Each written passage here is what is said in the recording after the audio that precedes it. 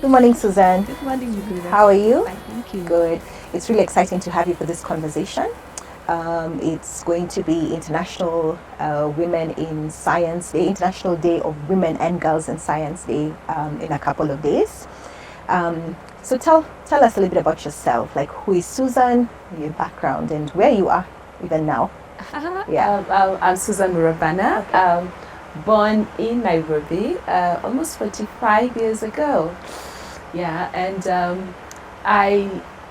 growing up, I always loved the sciences. I always loved doing stuff. Yes. I have a good number of brothers and sisters, but that didn't shy me from doing things that were quote-unquote boy stuff. Mm-hmm. And my parents always encouraged me to go for what I wanted to do. We were not separated in the household. And now, as an adult, I appreciate that a lot, because that has shaped who I have become today. Okay, so moving forward, I studied a degree in economics and sociology. Economics? And, yes. Okay. And that was a good number of years ago. Yes. And in my final, just before I went to my final program, I met a group of science outreach, mostly grad students from the US, from Stanford and Oxford, who had come over to promote science. And I followed them. We had a camping trip, and I looked through a telescope for my first time and saw Saturn, and that was very exciting. And I was like, I was immediately taken back to my school years, and I was like, I want to share this with kids and my family and everything. And that was the birth of my interest in astronomy. So as a young girl, I never really recall looking up and enjoying the sky. Maybe it's because I grew up in the city. Yes. I don't know, maybe it's because I always looked down, and then there were no cell phones then, so we're not always on our phones. Yeah. But looking through the telescope when the village, it just sparked this interest, but also this interest in outreach. So I joined the group. At that time it was Cosmos Education, and we traveled across Africa teaching science. And then a few years later, I got to go to Ghana for a total solar eclipse conference. And that was like, whoa, Africans have also looked up in the sky, because the theme was on African cultural astronomy. And I think when I first got the interest in astronomy, I always thought of it as a NASA subject, a foreign subject, a Western subject. Right. But like understanding that we've all looked up and tried to make sense and connect to the sky, I felt that I could connect my people with science. Then moving forward in 2013, there was a total solar eclipse, and the path of totality was through Turkana and other parts of this remote Kenya. So I'm a Rotarian, and at that time I spoke to the president of my club, and I was like, let's do a trip to Turkana and raise a bit of funds. Yes. But there's also an international group coming, so we had a beautiful website, and Chu happened to join. She's my partner with the company and life partner. And so he happened to join. Yes. And he was recording me, because he's also a filmmaker. He was recording me distributing safe solar glasses. I had 10,000 safe solar glasses to distribute across Kenya, because you can't look directly at the sun. And I got to learn that he loves astronomy, and we got to hook up, but also to set up the traveling telescope. Yes. So that was almost 10 years ago when we set up the traveling telescope. In fact, officially this year will be our 10th anniversary. Wow. And so we both came from a passion of, of wanting to share that with school kids, but also with the public, and with tourists. We have all these tourists who come to the country and go to these remote places to spot the lions, and they have nothing to do in the evening, and yet these places have beautiful dark skies. So we set up the traveling telescope as an education and tourism arm. So we look at those two sides, hoping that the tourism would feed into the education. So the education is the social impact part of our project. Wow, fantastic. It's a long introduction. Yeah, but I mean, you've given me so much to work with, because what you've actually done is to tell me your aha moment. I didn't even know your background was in economics. And then you looked up and literally had the aha moments. You looked up through a telescope and had that aha moment. There's something that you said sort of very early on, which is you mentioned how growing up, you weren't sort of told that these are things for boys and these are things for girls. And I sort of want to discuss that just a little bit more. What do you think is the driver, maybe even culturally, that says that these things are for boys and these things are for girls? STEM is for boys. Girls typically don't go into STEM. And how do we how do we get over those obstacles?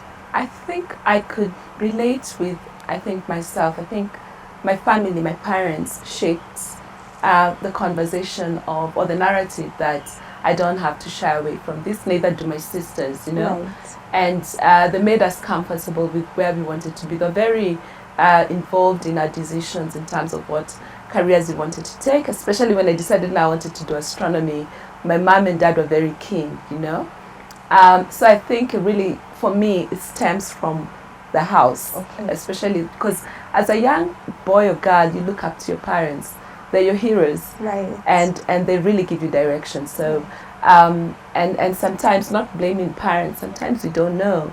Sometimes if you look at remote areas and how they've been brought up and what they've been exposed to, they don't know any better. And for me, I think appreciating that and knowing that I was fortunate to have parents who supported in everything. Obviously, teachers also play a role, and other people in the society. But I think if you have a strong upbringing, then that really helps. Right. But that is my personal experience, and that's why when we do our projects, we encourage parents to come and understand or experience. And we're lucky to have a career where everyone connects to the sky. You at some point looked at the moon and gone like, wow, looks really nice. And even very young kids already identify. And even if you go to the most remote parts of the country, we still get that communities know stuff about the sky. So it's an easy subject to bring many people to it, unlike other other careers that we could talk about. Right. And maybe it's the relational aspects, because if we all look up, we see the sky. So it's not trying to explain something that's not visible or not, everybody has sort of access to it. It's true, yeah. Everyone has access to the sky. It belongs to no one. Yeah, absolutely. We all have access to that. Okay, fantastic. So it's really encouraging to hear that, one, for you, it started from the home, that I can go into any space. No space is forbidden or restricted for anybody else. And I think that's such a great message, that let it start from the home. Of course, as you mentioned, there are cultural differences in every home. Maybe the question would be, you had that great inspiration in your career. What would you say are the challenges that you witnessed, whether it was in school when you said, okay, I'm going to do astronomy, or even out there where there's this lady coming with a telescope to Turkana? I mean, what are the challenges that perhaps you witnessed, and how did you sort of overcome those as well? I don't know if I've overcome them, but ongoing exercise. Yeah, it's ongoing. Yes. I think with what we do, we have this expensive equipment. We have a telescope. It's sensitive. It has mirrors and lenses and everything.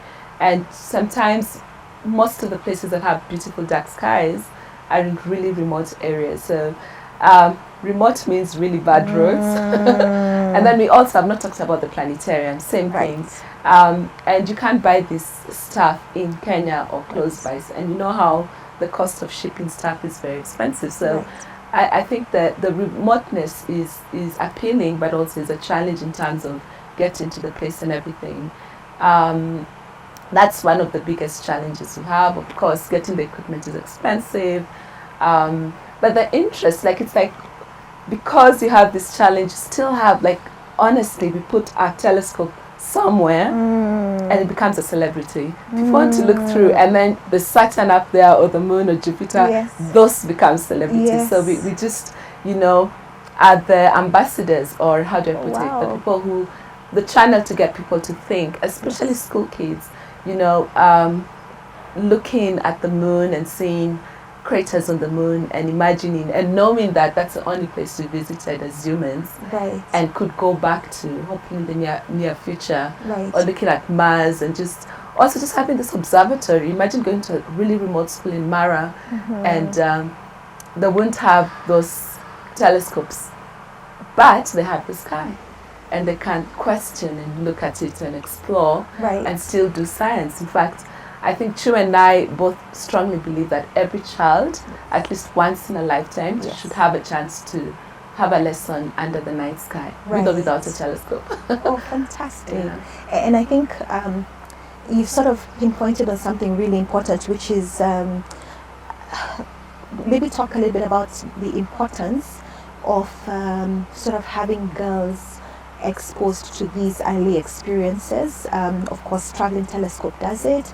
Little Einsteins also does it in terms of exposing children to science in a very practical way from when they're young. Talk a little bit about what are your thoughts around the importance of that and how it ends up impacting those decisions in terms of the career or education. I think it's I think girls have been left behind for a really long time, and it's time for them to be part of these experiences. So, and I think we are more involved in growing the family and the community. So if you invest in a girl, the chances of the community growing is bigger. But hey, what I really think is you cannot forget the boys. They do not need to feel forgotten. So let's do it in a way that yes, we're empowering the girls, but we're not leaving the boys behind. We move along together. Yeah, we're moving together. We're stronger together because the same girl becomes a mother of boys and girls. And she's married to another boy, man, so we need to move together. But we also need to create a culture where the men understand as well why we need to empower the girls. And it's really because you really grow the community that way. I feel that no one should feel uncomfortable because of who they are in a career or in studying something. And I know sometimes for women, it's difficult. You have imposter syndrome. You have all these things that run through your head because at times you are kind of alone in that space. I know for me, we don't have many women doing what I do, and as much as you want to hold them with you, if they're not there, it's hard to do that. But hopefully we can get more of that, and hopefully we play, even with little Einstein, a small part in changing that narrative. Absolutely. And you just mentioned that there are not many women who went into astronomy or people who are in that space. So who is your woman idol? Who do you look up to in this space of STEM or astronomy, or who would be the person to say, I get her, she inspires me, I want to be her? Let me just take you back a little bit. If you watch Hidden Figures, you know how she had to run all the way to a different toilet. To use the washroom, it wasn't easy for women then in one of the most developed countries that has contributed to, a lot of discoveries. So back to your question, there's so many people who played a role who are female in my life. Obviously it stems from my mother. She's hardworking, retired teacher, and did more than just her career in teaching to support the family. But also, I've been lucky to meet Dr. Mae Jemison. She's the first woman of color to go to space. She's amazing, and she's just out there. Every time I'm around her, I'm just like, even if it's online. She was in Kenya last year. She might come this year, I'm not sure. She seems like she has a lot of interest. She invited us to be part of her program, 100-year Starship project. And we did a stargazing night for the participants. It was really cool. And then Wangari Maathai. I just remember her as a young girl fighting for the environment. And we look up because we also want to inspire people to be better custodians of our planet. It's the only place we know that we can call home. And if we don't take care of it, who will? Next? So I think she then I did not understand, but as I grew up, I understood the impact she had on me and understanding my environment and how hard it was for her as a woman to fight for what we are enjoying today, the Karura forests and everything. Right. It's so funny, every time you say look up, I think about the movie Don't Look Up. Just in terms of, as a sidebar. I guess maybe we're hoping that this interview will be seen by the students we teach, African girls, young women who maybe are still deciding what career they'd like to go into. From your experience, from your heart on this platform, what would you want them to know as a takeaway? That's a good question. Let me just go back to your question about inspiration. So I remember I told you about my trips to across Africa. Yes. We were going to inspire young girls and boys, and I was in my 20s. They wrote letters back to us. I really got inspired. So sometimes we don't think of that inspiration from them. Yeah. And it's both ways. So yes, the young girl watching this, yes. The young girl who's trying very hard in school, you also inspire us. You also take us back to your age, and we wish we worked harder, I was telling you. Yes, you mentioned. We wish we worked harder. So I think for me, my message would be just work hard, be authentic, go for what you'd like to be, and get a mentor. The mentor importance someone. of mentorship. Get a mentor. Absolutely. Yeah. Absolutely. Okay.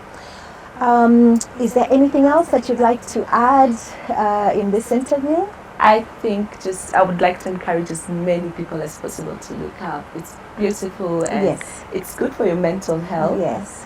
Visit a planetarium if you can, wherever you are, and just enjoy the life that you have on this planet. Yes. And just so that even people watching this can know where to find the traveling telescope and where to find the planetarium, where do they come? Okay. So I think first step is you can get us on our website. Okay. www.travelingtelescope.co.uk. All right. You can get us on Instagram. Okay. The Traveling Telescope. Okay. And Facebook, the Traveling Telescope. And reach out to us, and I'm accessible if you have any questions.